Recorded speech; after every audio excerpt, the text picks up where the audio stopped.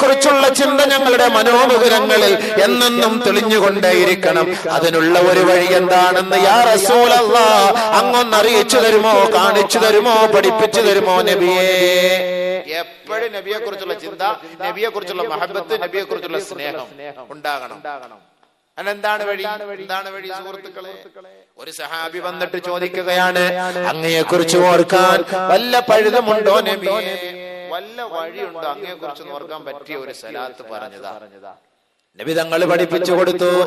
ചൊല്ലിക്കൂ, അല്ലാഹുമ്മ സല്ലി അലാ മുഹമ്മദിൻ വഅലാ ആലി മുഹമ്മദ് കമാ സല്ലൈത അലാ ഇബ്രാഹീം വഅലാ ആലി ഇബ്രാഹീം ഇന്നക ഹമീദും മജീദ്.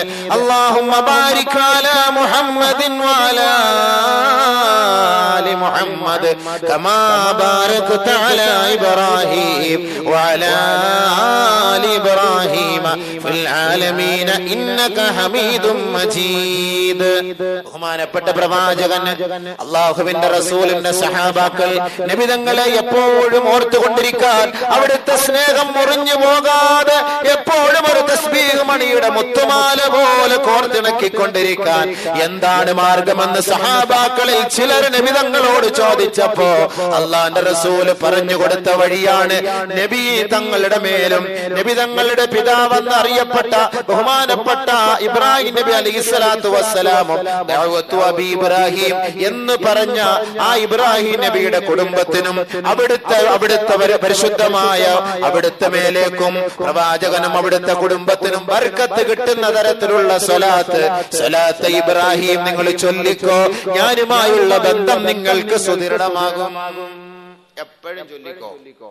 നബിതങ്ങളെ കുറിച്ച് ഓർക്കാൻ ഏത് സമയത്ത് സ്വലാത്ത് ഇബ്രാഹിം. സഹോദരിമാർക്ക് എന്തെങ്കിലും ഒരു പ്രശ്നങ്ങൾ വരുമ്പോ നബിതങ്ങളുടെ മേൽ അങ്ങോട്ട് ചൊല്ലിക്കോ ഈ സ്വലാത്ത്.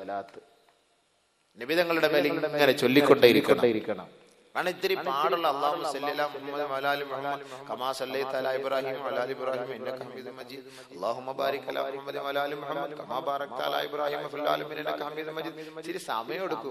മറ്റേത് സല്ലല്ലാഹു അലാ മുഹമ്മദ് സല്ലല്ലാഹു അലൈഹി വസല്ലം സല്ലല്ലാഹു അലൈഹി വസല്ലം സല്ലല്ലാഹു അലൈഹി വസല്ലം സല്ലല്ലാഹു അലൈഹി വസല്ലം അതാവുമ്പോൾ എളുപ്പമുണ്ടല്ലോ. ഇത് ഇത്തിരി ത്യാഗമുള്ള കഥയല്ലേ. ബഹുമാനമുള്ള സഹോദരങ്ങളെ, ഈ സ്വലാത്ത് നിങ്ങൾ ഏതൊരു നീയത്ത് വേണം ചെയ്തുകൊണ്ട് ഏതെങ്കിലും ഒരു നീയത്ത് ചൊല്ലിക്കൊണ്ട് ഈ സ്വലാത്ത് ചൊല്ലിയാൽ തീർച്ചയായും അല്ലാഹു അത് സാധിച്ചു തരുമത്രേ. ബഹുമാനപ്പെട്ട പ്രവാചകന്റെ മേലുള്ള സ്വലാത്തിന്റെ ബർക്കത്ത് അതാണ്. നിങ്ങൾ അങ്ങോട്ട് ചൊല്ലിക്കോ നീയത്തിയത് സ്വലാത്ത് ഇബ്രാഹിം. സ്വലാത്ത് ഇബ്രാഹിം ചൊല്ല്. അത് ഏറ്റവും നല്ല ശ്രേഷ്ഠമായ സലാത്തുകളിൽ വെച്ച് ഏറ്റവും ശ്രേഷ്ഠമായ സലാത്ത്. അതുകൊണ്ടാണല്ലോ നമസ്കാരത്തിൽ അത് ഫിറ്റ്